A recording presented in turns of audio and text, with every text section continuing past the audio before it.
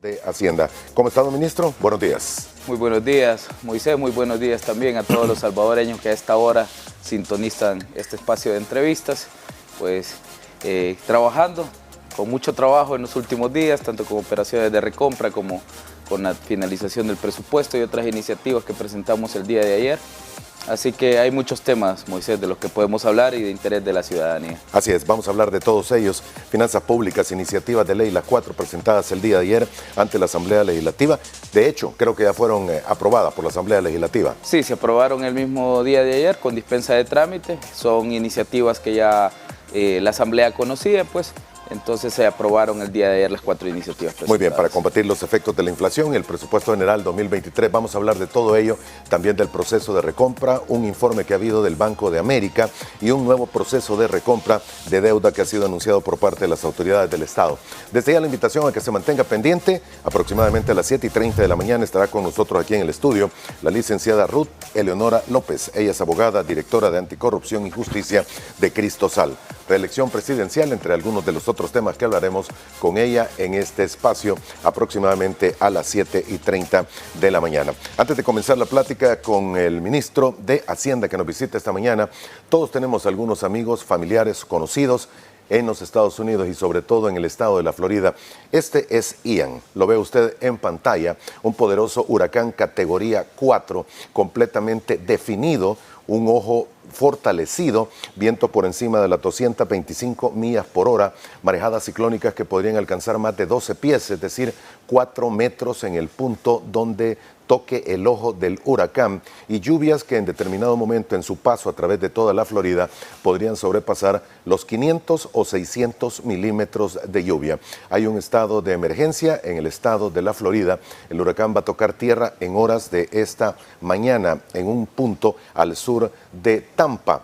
Esta es la posición actual donde se encuentra esa X y va a llegar como huracán mayor. Algunas estimaciones indican que el mismo podría alcanzar categoría 5 antes de tocar tierra. Y los preparativos de emergencia ya se han tomado en toda la península de la Florida, porque no es únicamente donde toque, sino los efectos que va a tener por toda la población. La Florida va a ser atravesada por el sistema y resurgirá o emergerá nuevamente en el Océano Atlántico, en el lado este de la península, en aproximadamente 24 a 36 horas. Esto va a ser noticia naturalmente después de todos los desastres y daños que ha causado en la isla de Cuba, donde gran parte de la isla se encuentra sin energía eléctrica. Esto para dar paso a nuestra conversación esta mañana, naturalmente las implicaciones que podría tener directa o indirectamente Ian sobre el istmo centroamericano han cesado y a partir de hoy podríamos volver a ver algo de sol. Las lluvias, por supuesto, van a continuar.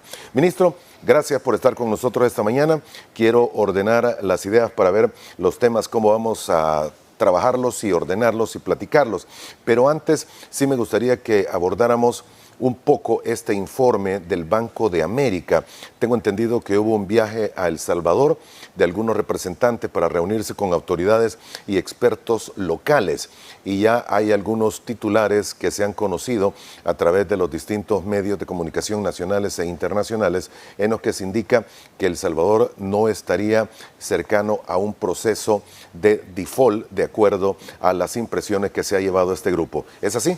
Sí, de hecho, el día de ayer se dio a conocer el informe publicado por la misión de Bank of America. Este tipo de misiones, Moisés, son recurrentes entre los bancos de inversión. Ellos tienen algunos clientes que son inversionistas de El Salvador o son tenedores de bonos de El Salvador. Entre los servicios que este tipo de bancos ofrecen a sus clientes es el de elaboración de análisis respecto de las variables macroeconómicas y fiscales de los países y las proyecciones hacia los próximos años.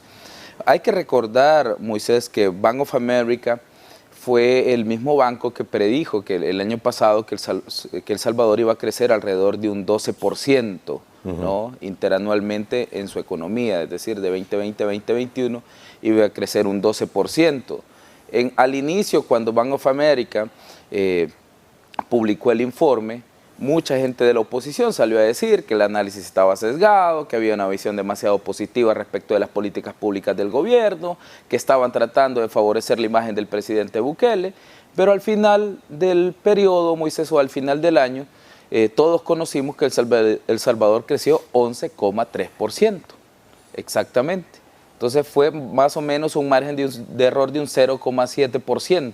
El Banco Mundial, el FMI, perdón, dijo que íbamos a crecer un 10,3% y al final crecimos un 11%. Entonces, ¿qué es lo que pasó? Una de las proyecciones de los bancos privados o de los analistas de riesgo que más se apegó a la realidad fue la de Bank of America.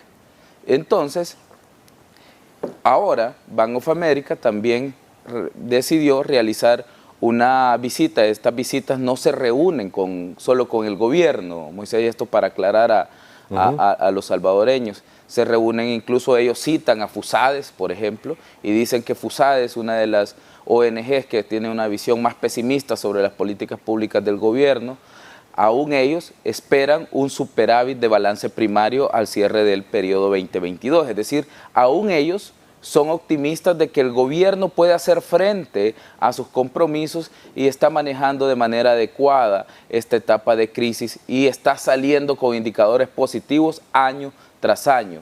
Todos reconocen, Moisés, también que el plan antievasión ha sido el gran catalizador del crecimiento en la recaudación tributaria de nuestro país. Básicamente hacen un comparativo del crecimiento desde 2019 hasta el año 2022, el primer semestre del año 2022, y dicen ha crecido la recaudación tributaria en un 2,7% del PIB.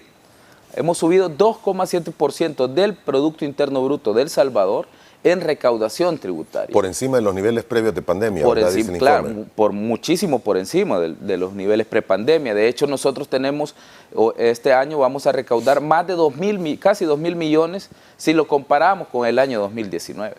2.000 millones adicionales comparados con el 2019. Con el año 2019.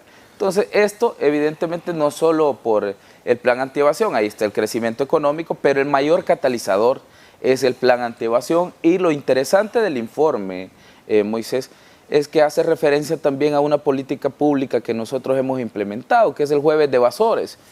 Entonces, de hecho lo ponen en inglés y dicen Thursday of Tax Evaders. Y al final, Moisés, esa política pública que tanto fue criticada al inicio, que se nos dijo, bueno, FUSADES, ANET sacaron comunicados, y tú lo recuerdas, que íbamos a espantar la inversión extranjera directa del país, que íbamos a ahuyentar a todos los empresarios, que íbamos a perseguir políticamente a empresarios. Eso era mentira. Y ahora se nos está viendo como un país referente en este tipo de temas y como un país que tiene una estrategia para cumplir con sus obligaciones y salir de su trampa de deuda. Solo haciendo crecer nuestros ingresos propios vamos a empezar a depender menos del financiamiento externo, vamos a empezar a bajar las brechas del presupuesto y a continuar también con esos programas productivos que hemos echado adelante desde el primer día de gestión del presidente Bukele. Se va a registrar un superávit primario y por lo tanto se va a superar el presupuesto, indica el informe también. En palabras sencillas para quienes no son economistas. Vamos a obtener ganancias y digamos por primera vez al comparar gastos y ingresos ordinarios, ¿no? Sin meter toda la carga financiera, que el pago de los créditos, más el tema de las pensiones, ¿no? Eso es básicamente. Vamos a tener por primera vez en los últimos años un balance primario que nos va a permitir empezar a respirar y darle sostenibilidad a la deuda pública de El Salvador, Moisés. El problema nuestro ha sido que nuestros gastos crecen demasiado más rápido que como crecen nuestros ingresos. Históricamente, eso ha sucedido en El Salvador. Los gastos incrementan a un ritmo en el cual los ingresos no pueden subir, no pueden alcanzarlo. Entonces lo que hace eso es que nosotros tengamos que salir a buscar financiamiento afuera. Pero ¿qué hemos hecho nosotros? Apuntalar la estrategia de ingresos, hacer que crezcan los ingresos propios. ¿Para qué? Para depender menos, a la vez que hemos estado invirtiendo de manera inteligente los ingresos que hemos estado obteniendo. Obra pública que genere competitividad y empleo en el cortísimo plazo y además que también haga que nuestro Producto Interno Bruto crezca. Cuando nuestro Producto Interno Bruto crece, Moisés, nuestra deuda o nuestro ratio PIB-deuda empieza a bajar y las calificadoras de riesgo y también los organismos multilaterales empiezan a verte con otros ojos. Nosotros lo advertimos desde el inicio de la crisis por COVID-19. Estamos pasando por un momento difícil. El Salvador no va a dejar desamparada a su población. Lo primero que hay que hacer es fortalecer el sector salud y mantenernos vivos. Luego vamos a recuperar nuestra economía. Y el presidente fue muy claro en marcar los pasos para la salida de la pandemia, Moisés. Primero atender la salud, ¿no?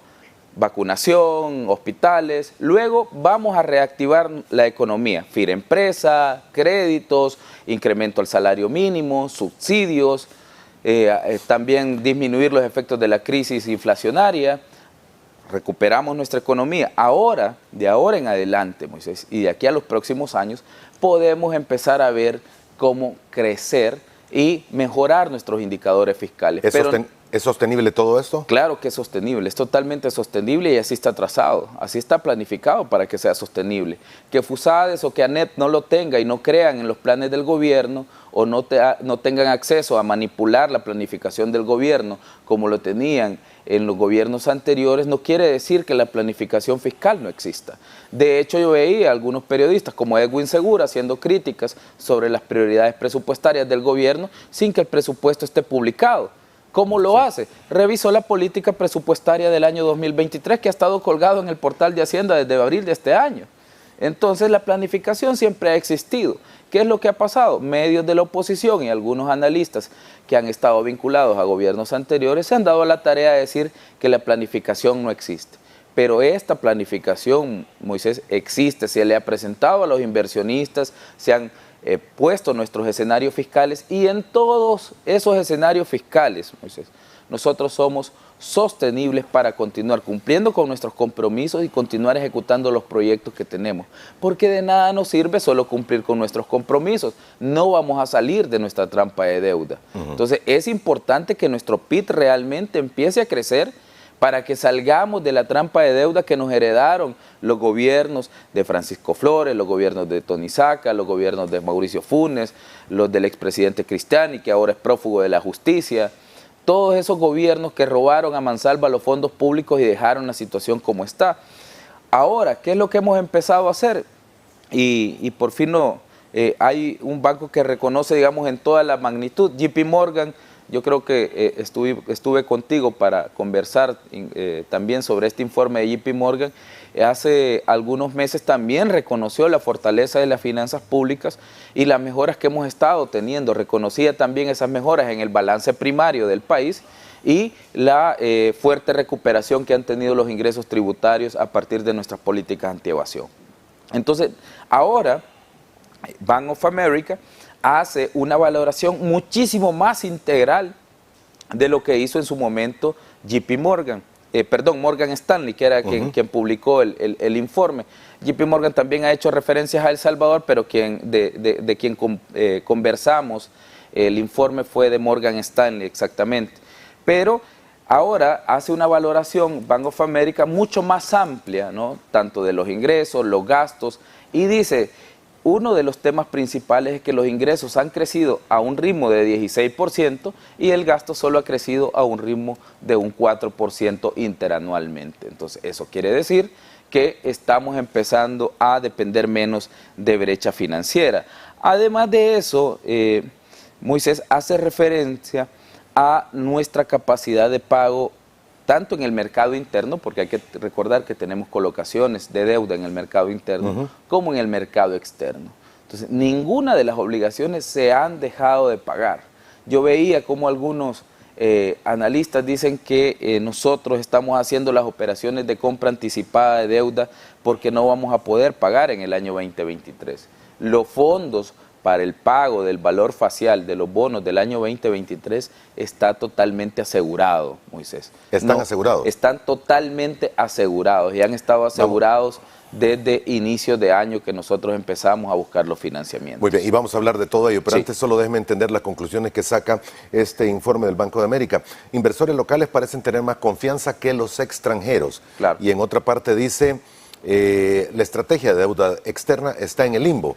No hay señales de un acuerdo con el Fondo Monetario Internacional, pero fiscalmente tampoco es lo suficientemente fuerte para prescindir del apoyo. ¿Traducido? Bueno, nosotros, básicamente traducido, el acuerdo del Fondo Monetario Internacional sigue en conversaciones, básicamente. ¿Está en conversaciones Está todavía? en conversaciones, sí. De hecho, yo viajé a Washington hace, 23 de agosto, estuve en Washington, desde la semana del 23 de agosto, estuve en conversaciones de manera directa con miembros del Fondo Monetario Internacional. Además, creo que voy a también asistir a las reuniones anuales del Fondo Monetario Internacional que van a ser durante los primeros días de octubre. Nosotros nunca lo hemos negado, Moisés. Si nosotros tenemos conversaciones permanentes con miembros del Fondo Monetario Internacional, y para nadie es un secreto que nosotros hablamos del acuerdo de facilidad ampliada para El Salvador. Entonces, que tenemos acceso directo al jefe del hemisferio occidental, por ejemplo, que podemos conversar con el subjefe del hemisferio occidental, que acaban de cambiar, de hecho, tanto Yuli Kosak como el anterior jefe, bueno, Alejandro Huerta, que se fue hace algunos meses, ahora llegó el señor Ian Goldfat, y está Luis Cubedo como su jefe del hemisferio occidental, y pues también hemos tenido la asignación de un nuevo especialista para El Salvador, que es el señor Rafael Espinosa. Ya no está la señora Alina Carrare, que ahora pasó a otras funciones, pero por rotaciones normales dentro del Fondo Monetario Internacional, ¿no? Entonces tenemos conversación con ellos, con todos los equipos del Fondo Monetario Internacional recurrentemente. El acuerdo se está pues conversando, pero el informe es claro y dice: El Salvador puede salir adelante con todas sus obligaciones fiscales y de deuda sin tener un acuerdo con el Fondo Monetario Internacional. ¿Se puede? Lo he dicho siempre, Moisés, yo al Fondo Monetario Internacional, y a riesgo de que siempre tergiversen mis palabras, como lo dicen algunos de la oposición, yo no lo fui a buscar solo por temas de financiamiento, no he ido a buscarlo solo por el financiamiento. Eso es creer que el papel del Fondo Monetario Internacional es el papel de un banco. El Fondo Monetario Internacional es un organismo multilateral regulador en entes, digamos, en especialidad monetaria, que tiene facilidades crediticias, pero su principal papel no es ser un prestador de última instancia. Entonces hay que entender cuál es la naturaleza del fondo. El Fondo Monetario te dará algunas recomendaciones o lo que algunos llaman recetas, ¿no? Pero que cada uno de los países son soberanos de tomar y de tropicalizar de acuerdo a las condiciones. Lo que funciona en Francia no necesariamente funciona en El Salvador, Moisés. Lo que funciona en Dominicana no necesariamente funciona en El Salvador. Entonces tenemos que ser muy cuidadosos de qué políticas públicas nosotros vamos a adoptar, porque si no, ¿quién termina pagando los platos rotos de las malas decisiones de los ministros de Hacienda? Es la población en general, recortando gasto público que sea vital para que la población mantenga digamos, sus niveles de vida y no caiga más población en la pobreza, o incrementando impuestos que luego pueden hacer caer a la economía en una recesión. Y eso nosotros no lo vamos a hacer. Entonces hemos sido muy cuidadosos, les hemos dicho, y el Fondo Monetario Internacional también lo sabe, no es un tema de financiamiento por el que nosotros lo hemos buscado. Nosotros tenemos la capacidad y las fuentes de pago están seguras para nuestras obligaciones, tanto del vencimiento del bono 2023, como todas nuestras obligaciones fiscales, o sea, porque a veces hablamos mucho del vencimiento, pero nos olvidamos que hay proyectos que hay que pagar, nos olvidamos que hay proveedores a los cuales también hay que pagarle, hay que mantener la operatividad del Estado, hay que hacer nuevas inversiones, hay que ver cómo hacemos que nuestra economía crezca, y todas esas tienen la misma, digamos, prioridad que lo tienen todas las demás obligaciones del Estado. Entonces, hoy por hoy, y en ningún momento de la crisis, nosotros hemos incumplido, Moisés. Hemos cumplido a cabalidad durante los peores momentos, y ahora que nuestra economía empieza a recuperarse, vamos a seguir cumpliendo. Muy bien, el informe es bastante completo, incluso habla de la reforma de pensiones y ve dos opciones principales: represión financiera más acciones complementarias para eludir la definición y desviar cotizaciones a las pensiones para crear un superávit financiero transitorio. La tentación de apropiarse del excedente transitorio indica también el informe que podría traer algún riesgo de tener, apropiarse de esos fondos de pensiones, señor. Claro, si es que es un informe financiero, Moisés. Es un informe financiero y ellos lo ven desde una lógica financiera. Ahora bien, en una reforma de pensiones hay también aristas sociales y políticas. Primero, el presidente de la República ha hecho una promesa respecto de la reforma de pensiones. Ahí tenés una arista política, hay una promesa política y un compromiso político del presidente. Se va a beneficiar a los ciudadanos, no se va a beneficiar al Estado y a las AFP por sobre el interés de los ciudadanos que cotizan y dan sostenibilidad al sistema. Dos, ¿tú qué crees que haría la población al saber que el gobierno ha tomado los fondos de las pensiones? ¿Protestas? Protestas masivas y evidentemente van a saber que incumplimos nuestro pacto con ellos. ¿Por qué el presidente se ha tomado el tiempo para analizar y presentar una reforma de pensiones adecuada? Porque no quiere incumplir su pacto, Moisés. Entonces, evidentemente el banco tiene una visión meramente financiera y dice, bueno, los fondos ahí están, ahí han estado siempre. Pero ¿por qué nadie se ha apropiado de estos fondos, Moisés? Es que pensar que los fondos de pensiones se van a robar, creo que es cosa del pasado. Si la mayoría de inversiones pues están en certificados, hay papeles que hay que saber gestionar. No es algo, no es que tenga no es que está el dinero ahí. Los fondos de pensiones no son fondos en efectivo. Entonces, son fondos de inversión. De hecho, ¿no? ¿Cuánto es lo que está invertido? ¿80%? Sí, 70%. el 80%. No, de hecho es casi un poco más, son alrededor de 12.500 millones lo que conforma el total del fondo. Ahí hay inversiones también en cartera del Estado, hay inversiones también en algunas sociedades extranjeras, porque la ley lo permite. Hay también inversiones en algunos papeles que le dan rendimientos adecuados pues, al fondo de pensiones como tal. Entiéndase acciones, entiéndase otros títulos de deuda, entiéndase soberanos. Entonces, todos estos fondos tienen una regulación y no es que pueda llegar alguien y echar mano y robárselo. Mucho menos el gobierno del presidente Bukele. El gobierno del presidente Bukele ha sido muy claro en que va a respetar las cotizaciones, que vamos a hacer una reforma que beneficie la pensión de los ciudadanos, porque ese es uno de los problemas que actualmente tiene el sistema. No hay una pensión digna que le permita a los ciudadanos retirarse y eso hace que el mismo sistema sea insostenible porque no tiene nuevos contribuyentes entrando al sistema. Entonces no vamos a provocar una crisis de esa magnitud.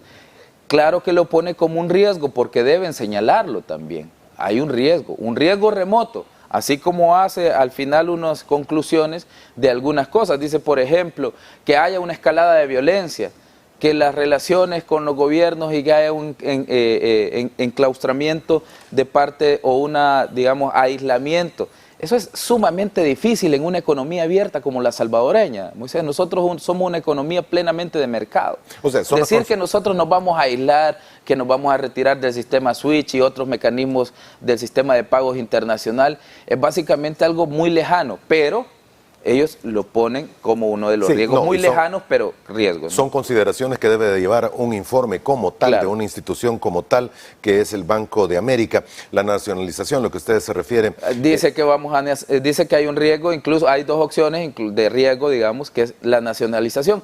Hombre, nosotros nunca hemos hablado de nacionalización. No somos comunistas, Moisés, no somos ni por asomo gente que habla y que tiene ese discurso de que vamos a expropiar tierras, vamos a expropiar empresas. ¿Qué medio de comunicación se ha cerrado acá? Aún así, ¿no?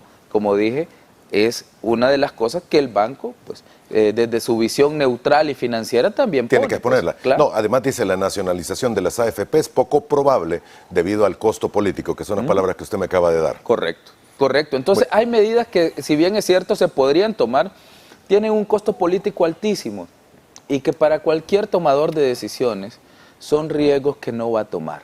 ¿Por qué? Porque la población no va a estar de acuerdo, Moisés, y nosotros no vamos a hacer algo que al final termine afectando la confianza que el pueblo salvadoreño ha depositado en la gestión del presidente Bukele. Si hay algo que le ha dado éxito a este gobierno en implementación de políticas públicas, es la confianza que el pueblo salvadoreño tiene en la palabra del presidente. Y eso nosotros no lo vamos a arriesgar. El pueblo salvadoreño puede estar completamente seguro que el gobierno del presidente Bukele va a hacer aquellas acciones que considere que van a beneficiar al pueblo en su mayoría. Eso es lo que nosotros tenemos como un indicador. ¿Por qué? Porque nuestro mayor capital político, Moisés, en este momento, es la confianza que el pueblo ha depositado en el mandato del presidente. Los apoyos sin precedentes permitieron que tuviéramos los consensos necesarios en la Asamblea, ¿no? La mayoría de diputados que ahora son aliados, digamos, del gobierno y nos ayudan a implementar políticas públicas es gracias a la confianza de la gente. Entonces, traicionar esa confianza es ir en contra de la implementación de las políticas. ¿Por qué?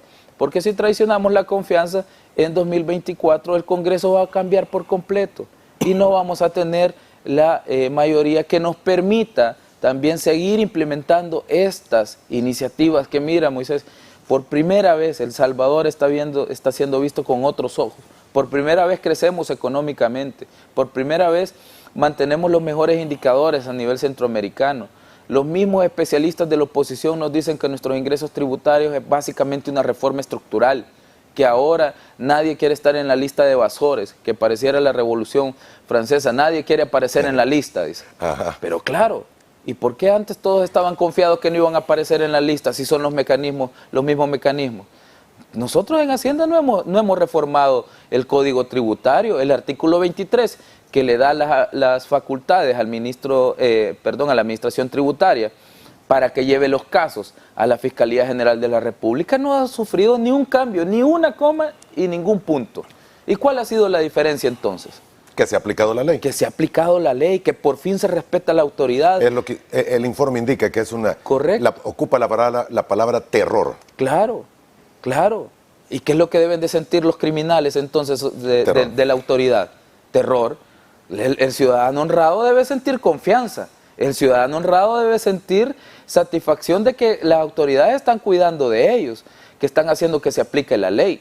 Pero el criminal, el que transgrede la ley, Moisés, no debe sentir otra cosa que no sea miedo y terror, que ya va a llegar la autoridad. Ahora saben los evasores fiscales que la autoridad los va a alcanzar y que cuando estén en esa lista, después probablemente terminen presos por haber evadido impuestos. Y no por otra cosa, no por ser empresarios, porque nadie se va a encarcelado por ser empresario en absoluto. Es más, siempre lo he dicho, reconocemos la gran labor que hacen nuestros verdaderos empresarios, nuestros empresarios cumplidos, que trabajan, generan ganancias, generan empleo y pagan sus impuestos.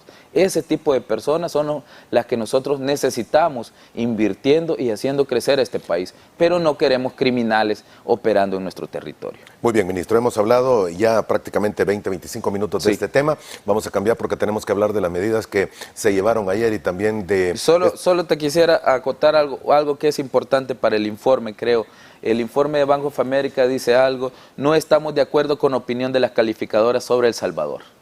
Y esto en referencia a una publicación de Moody's que incluso decía que la operación de compra anticipada iba a ser calificada como un default técnico. Lo mismo hizo Fitch, maliciosamente, también hizo aseveraciones diciendo de que la recompra pues no estaba calificada dentro de los parámetros, ¿no?, que ellos consideraban normales, pero no la calificó como un default técnico. Moody's fue más allá y decía que era un default técnico cuando la misma SEC ha permitido que la operación se dé por completo y ha sido una operación de compra exitosa. Además, también Bank of America dice El Salvador va a poder cumplir con todos sus compromisos y va a pagar todas sus deudas, contrario a la que dicen algunas calificadoras de riesgo. No estamos de acuerdo con la opinión de las calificadoras sobre El Salvador. En general, Luego hace una acotación sobre la operación de recompra, pero en general dice, no estamos de acuerdo con la visión de las calificadoras. Importante para aquellos amantes de las calificadoras y creen que la palabra de algunas calificadoras es palabra sagrada. Hay muchos analistas que saben que estamos en una situación de crisis, pero que El Salvador está teniendo los mejores números fiscales de la región y que las políticas públicas que estamos implementando van a dar resultado en el mediano y en el largo plazo. El expresidente del Banco Central de Reserva, Carlos Acevedo, escuché unas declaraciones de él en las que decía fue una jugada estratégica la que se hizo. De hecho, yo siempre te lo he dicho, analistas como Luis Membreño, Carlos Acevedo y otros, si bien es cierto no compartimos la opinión y ellos tienen una visión del gobierno quizá un poco adversa, y yo lo he dicho abiertamente, pues yo, por ejemplo, veo a veces algunas declaraciones donde Carlos también mantiene una posición ecuánime, no con nosotros, pero digamos, en el caso del señor Acevedo sí ha mantenido a veces alguna posición ecuánime, de repente hace una crítica también, infundadas algunas, otras con fundamento, él sabrá por qué lo hace, pues parte de su libertad de expresión también, pero él siempre ha reconocido nuestra estrategia tributaria y sabe que ha sido la mejor. Pero sobre el proceso de recompra dijo que era... Y el proceso de recompra, desde el primer momento, incluso le dijo a Bloomberg, no se le hubiera ocurrido a ninguno de los gobiernos anteriores. Eso fue lo que leí. Incluso si yo hubiera estado en gobierno y me plantean el problema, les hubiera dicho, háganlo, es una magnífica idea. Entonces, pero él mismo lo reconoció y dijo, no se le hubiera ocurrido a nadie más en los gobiernos anteriores. Así que gracias a Dios, Moisés, el gabinete económico con el que cuenta el presidente Bukele tiene las iniciativas necesarias, tiene la creatividad, tiene la inventiva necesaria para tomar las decisiones correctas. Y el proceso de recompra ha sido uno de esas decisiones osadas y también inteligentes que hemos tomado. El informe es bastante completo y ya que me pidió usted un tiempo, le hago una pregunta sobre esto porque dice, sin embargo, la desaceleración parece inevitable. Estados Unidos, causas, Estados Unidos y el déficit externo. Y esto sí señala... no sé si problemas con respecto a la sostenibilidad que podría tener este crecimiento que se ha tenido este superávit para este año. Claro, ellos tienen una visión también un poco pesimista de la economía global. Como te dije, El Salvador es una economía completamente abierta. Ahora, ¿qué es lo que pasa, Moisés? Hay que tomar en cuenta algunas dinámicas internas, no solo dependemos de la economía global. Lo que nosotros hemos salido a mantener la inflación ha permitido que nuestros indicadores de precios no se eleven tanto. Cuando tus indicadores de precios no se elevan tanto, la demanda no se contrae y eso permite que mantengas el nivel de productividad de tu economía. ¿Qué es lo que nos hace falta hacer en los próximos meses? Una cierta toma de decisiones para inyectar un poco de liquidez en nuestra economía y esperar también la época del último trimestre, que es donde nuestra economía crece más, y también los resultados que vamos a tener por el combate a las pandillas. Ese es un factor que también no se considera en esa parte del análisis de la economía global. ¿Por qué? Porque ese factor es muy interno. La guerra contra las pandillas nos va a dar un nuevo respiro al crecimiento económico. ¿Por qué? Porque hay mayor dinero en circulación, es más liquidez para nuestra economía. Todas esas extorsiones del sector transporte que se redujeron en un 95% se traducen en más dinero en circulación para compra de canasta básica, para ropa, para pagar casas, no sé, para un sinfín de objetivos de cada ciudadano, pero que al final es mayor circulación. Entonces, hay aristas que no se pueden solo visualizar desde la parte externa. No quiere decir que el banco esté errado. Ellos tienen una visión de la economía global y los factores exógenos, ¿no? O los factores que están fuera de nuestra economía. Y las dinámicas internas son sobre todo las decisiones del gobierno de impulsar algunas medidas para darle mayor liquidez. Muy bien, vamos a hacer la pausa comercial en este momento y volvemos con el resto de los temas que tenemos para hablar también. Gracias, ministro. Volvemos en aproximadamente 3 minutos. Ya regresamos.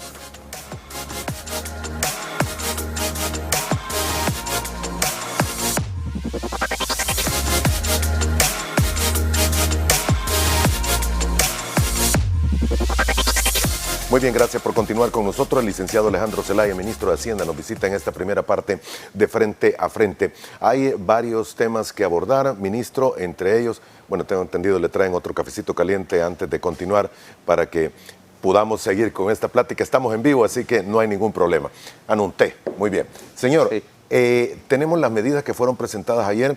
Le voy a pedir que me las haga ver de la forma más fácil y concreta, porque tenemos que pasar al proceso de recompra y terminar de ver también qué es lo que ha sucedido y qué es lo que se puede esperar, porque debo entender, de acuerdo a sus declaraciones, que va a haber un segundo proceso. ¿Es así? Sí. fue anunciada por el presidente. Exactamente. Así que tiene que haber, porque nosotros siempre cumplimos nuestra palabra, Moisés. Muy bien. Entonces, ¿qué es lo que se busca con las medidas de ayer? Y solo le pongo un gráfico muy rápidamente. Sí.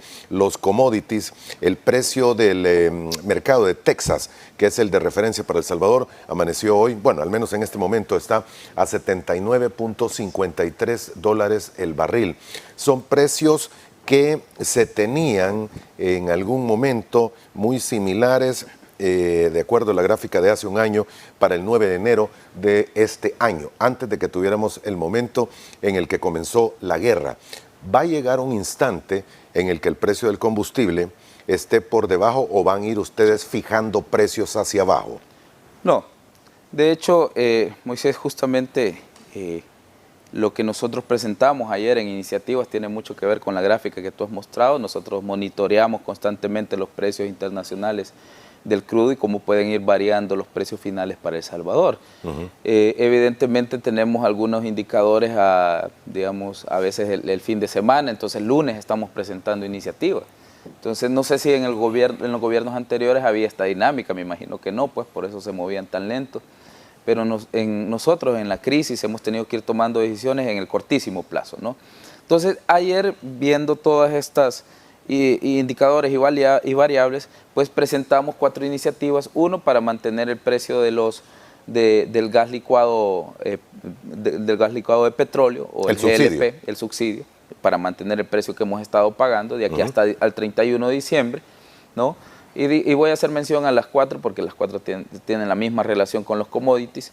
Y lo otro fue para ordenar el mecanismo del FEF-ECOTRANS y el subsidio. Hay que recordar que nosotros teníamos 3 cuerpos de ley porque inicialmente suspendimos FEF-ECOTRANS y hasta meses después, como un mes después, fuimos a fijar los precios porque ya vimos que la crisis no daba para más, entonces fijemos precios porque no hay otra forma de tenerlo. Entonces teníamos 3 cuerpos de ley. Entonces, cuando los precios empiezan a bajar, FEFE, Cotrans, Fovial, IVA y también el precio en general se ven afectados, entonces nosotros decimos, bueno, mejor condensemos todo en un solo cuerpo legal y hicimos una reforma que la fijación de precios incluye pues FEFE, Cotrans, Fovial, IVA y todos los impuestos que están agregados a el tema de los hidrocarburos en nuestro país. Entonces, ¿para qué hicimos esto, Moisés? Es para ordenar el mecanismo, ¿no? Y lo vamos a mantener hasta el 20 de octubre. El 20 de octubre habrá que tomar otra decisión. ¿Es de acuerdo a las proyecciones que ustedes tienen? Más o menos se calcula que para el 20 de octubre podría haber algo. Podríamos tener más indicadores de cuál va a ser la trayectoria. La tendencia, sí, de los precios. De los precios, tendencia hacia abajo, o si vemos que va para arriba, pues vamos a ampliar otra vez hasta diciembre o vamos a ver hasta cuándo. El tiempo que sea necesario. El tiempo que sea necesario, ¿no? Entonces por eso hemos fijado el 20 de octubre, no para decir vamos a dejar sin efecto el fideicomiso, el subsidio, o para decir, bueno, vamos a ampliarlo. No sabemos todavía la decisión, dependerá del contexto internacional. Por un lado, ¿por qué hago referencia a las 2, digamos, aristas que toca, gas licuado y combustible? Porque para mí las dos están directamente relacionadas con los precios internacionales. Y si bien por un lado el petróleo nos da buenas señales, como la que tú acabas de mostrar en la gráfica, extracámara hablábamos de un fenómeno que sucedió el día de ayer, ¿no? En lo que estábamos en la pausa, conversábamos contigo sobre los efectos que puede tener en la economía global las fugas que se descubrieron en el gasoducto Nord Stream el día de ayer. Son 3 fugas mayores que entiendo que requieren de reparaciones que no han tenido precedente, ¿no? De hecho, hay unas acusaciones ahí, ¿no? De quién las dañó. Algunos dicen fue este bando, el otro dice fue este otro bando porque el que los apoyaba empezaba a flaquear. Entonces, para obligarlo a que continúen dando el apoyo, pues pudieron haberla saboteado estos, otros dicen que fueron los otros. Son pleitos que nosotros, Moisés, no creo que sean de nuestra incumbencia, pero que al final sí nos van a afectar, porque tienen un efecto en la economía global. Medio mundo, bueno, Europa va a tener que empezar a ver dónde consigue combustible, dónde consigue gas y todo lo necesario para mantener su economía y su transporte. Correcto. Y eso va a afectar nuevamente los precios y podría llevarlos a un alza. El precio del petróleo, porque lo que no se mueva con gas, que va a escasear, se va a mover con petróleo. Así es. No. Señor, le presento los precios que hay hoy en toda Centroamérica. Sí. El Salvador tendría el precio más bajo después de Panamá. Sí. Bueno, y aquí menciona que es 4.42. Creo que no ha sido ajustado todavía el 4.25 que tenemos de la gasolina súper. De hecho, nuestros precios son 4.32 en el caso de la gasolina súper, Moisés. 4.32. Sí, 4.32. Pero hemos tenido en bomba 4.25, 4.14 y 4.11 todavía hasta el fin de semana pasado. Sí, correcto, porque digamos el precio máximo que nosotros hemos fijado es 4.32. Okay. ¿no? Hacia abajo porque hemos tenido variaciones, por eso dije, este fin de semana o esta semana, ya los precios, algunos han empezado a bajar, solo por ejemplo, si no mal recuerdo, diésel se mantenía con 4.14 y de ahí los demás han tenido leves bajas, que han sido de centavos, pues, y por eso pues tampoco vamos a salir a decir, miren, el combustible bajó, ¿verdad? Sí. Cuando ha bajado 4 centavos y probablemente a la siguiente quincena va a subir 5. Sube otra vez y nos toca al Estado volver a seguir subsidiando. Es parte de la dinámica del mercado. Ahora, ministro, FEFE, pero Cotrans, somos, Moisés, sin lugar a dudas, el precio más bajo de toda Centroamérica. El precio más bajo de toda Centroamérica, porque ahí estaban pues precios anteriores, pero somos el precio del combustible más bajo en toda Centroamérica. ¿Los impuestos FEFE, Cotrans y todos los demás están siendo cobrados en este momento? Están siendo parte del subsidio. El precio máximo es 4.32. Creo que más allá de FEFE, Cotrans, Fovial, IVA y cómo manejamos nosotros, digamos, la masa de las contribuciones que están implícitas en los combustibles, lo importante es el precio máximo. Porque te cobren FEFE o no te cobren, no vas a pagar más de 4.32. Sí. Okay. No. No vas a pagar más de 4.14 en el caso del diésel. Lo que te cobren Fovial o no, no vas a pagar más de 4.14. Sí, lo que pasa es que todos estos impuestos y todas estas tasas tenían cierto destino, cada uno de ellos, para lo que eran utilizados. Claro. Y los destinos, de hecho... ¿Cómo se están manejando? Esa es la pregunta. Son 55 millones básicamente solo de Fovial y FEFE, de Cotrans, perdón, y FEFE. Que 55 millones, ¿mensuales sí, o en todo el periodo? Mensuales. Dios santo. Sí, lo que hemos tenido que pagar. A eso hay que sumarle también, la pérdida de ingresos, porque como al no cobrarlos tenemos una pérdida doble, pues entonces el gasto es doble, son alrededor de 100 millones en esas dos medidas. Entonces, ¿cuánto se ha invertido hasta este momento, señor, en estas medidas? En las medidas, digamos, lo que nosotros hemos dejado de percibir, 293 millones hasta este momento. 293 millones que hemos tenido que ir a suplir con los ingresos por el plan antievasión. Hemos tenido que tomar algunas operaciones como el BESI, que nos ayudó con una operación, para luego empezar después a pagarlo con el crecimiento económico también, pues. Pero era, como dije, Moisés, en esta mismo set de entrevistas, es más caro no invertir. Es más caro dejar que la economía soporte el golpe y que los precios tengan un incremento generalizado. Porque hay que recordar que en la fijación de los precios de combustible, nosotros no solo aplicamos el subsidio a las estaciones de servicio, se le aplica también al sector industrial. Aquellas instituciones o aquellas empresas, que utilizan combustible para que sus máquinas funcionen, no incrementaron el precio. Aquí hay un montón de industrias que utilizan diésel para que las plantas sigan funcionando. Hay veces que las utilizan para que, por ejemplo, la producción en la noche no se pare cuando haya un corte de luz. Entonces, eso evitó que los precios de esos productos se incrementaran sustancialmente, más el flete de transporte, ¿no?, hasta cada uno de los puestos donde se van a distribuir al consumidor final los productos. Esa parte solo del transporte más la producción ha permitido que nuestra economía no sufra ese golpe. Ahora bien, ¿que ha sido suficiente o no para dejar de que nos impacte? No, evidentemente nos ha impactado, nos ha pegado como a cualquier otro país, pero nuestros indicadores son por mucho, Moisés, mucho mejores que otros países. ¿Y por qué han sido así? Muchos, de hecho, algunos países centroamericanos, yo te lo dije, me preguntaban y me siguen preguntando qué tipo de políticas nosotros estamos implementando. Ahora que salimos con la recompra también estamos haciendo ejemplo por otra vía, pero En su momento me decían, me consultaban los ministros centroamericanos, exactamente 3 ministros me llamaron, de Centroamérica, ministros, ¿cómo implementaron ustedes el subsidio? Y luego, a raíz de eso, el BESI sacó 800 millones de línea de apoyo para los países, para todos los países de la región. Y salieron 800 millones que se dieron de apoyos también a los demás países, de los cuales también El Salvador tomó parte de ese apoyo. Entonces, las políticas, si bien es cierto, anticíclicas, no le gustan a nadie porque son erogación.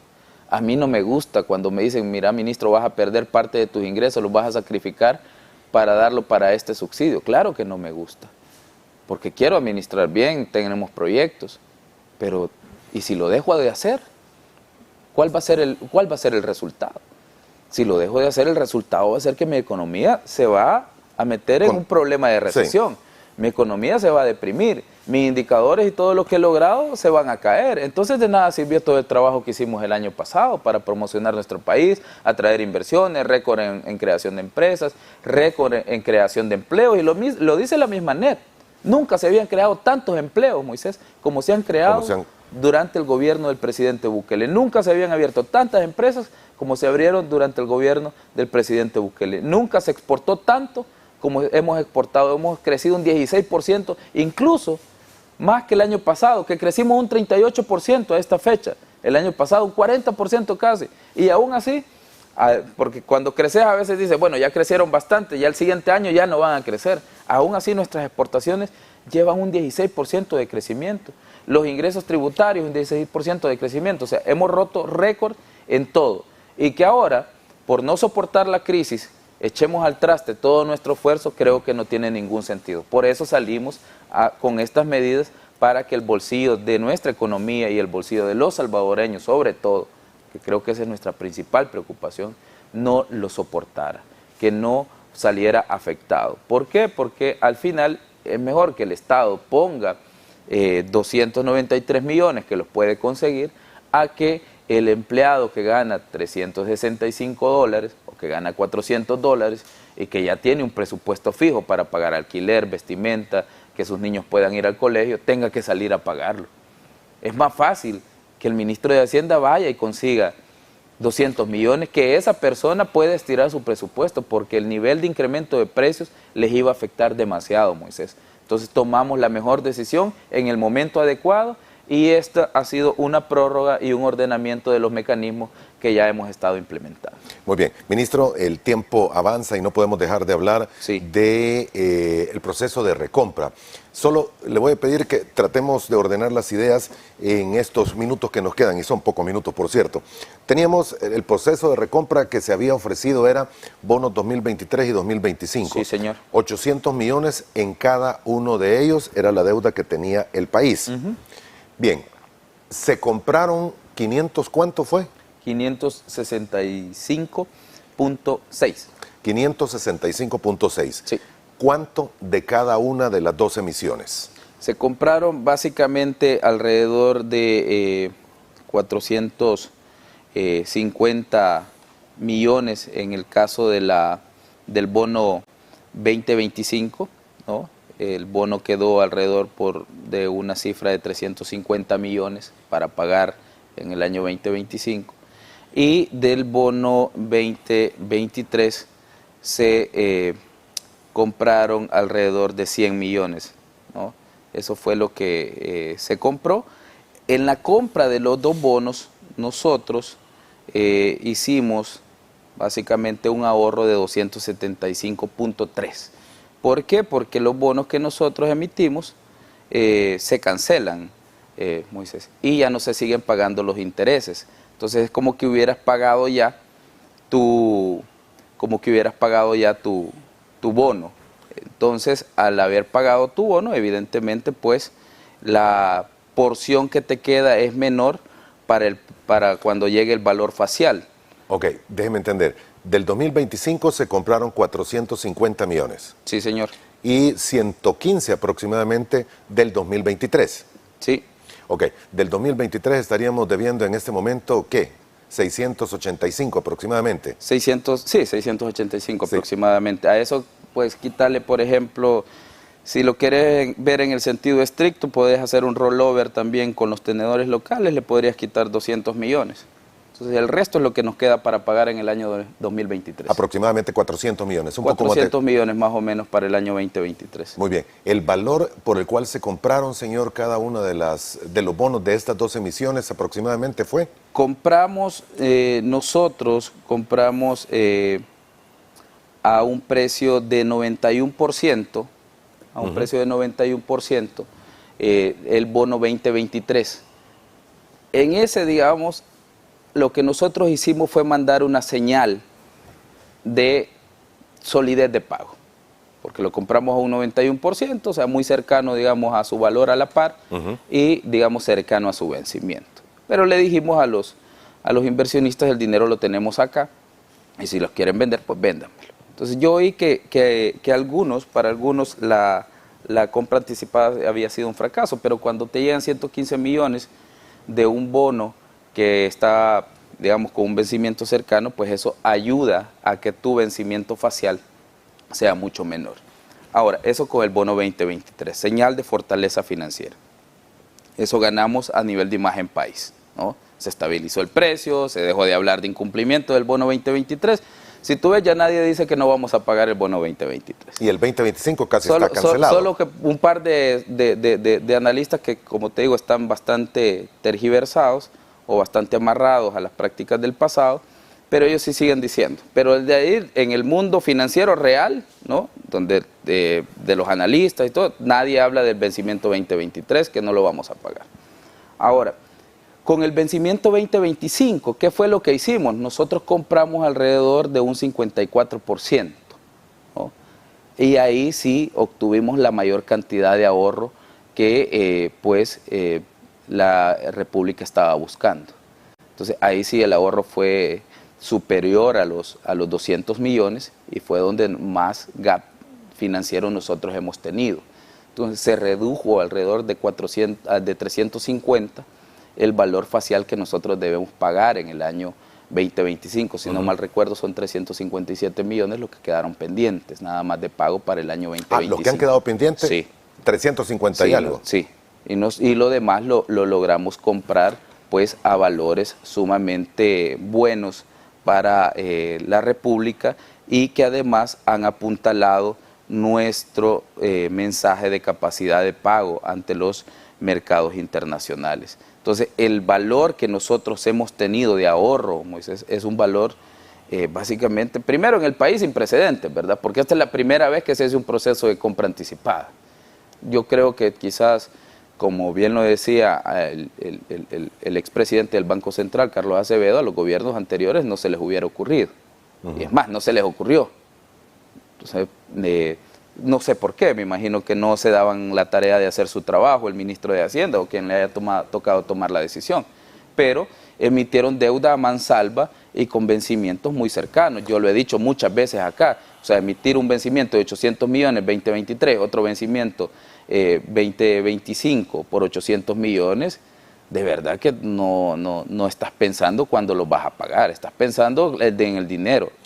Y otro de los problemas es cuáles fueron los destinos de esa deuda, porque hay que recordar que estos bonos, el bono que vence en enero del año que viene, en el año 2023, lo emitió Francisco Flores, que murió en arresto domiciliar por corrupción.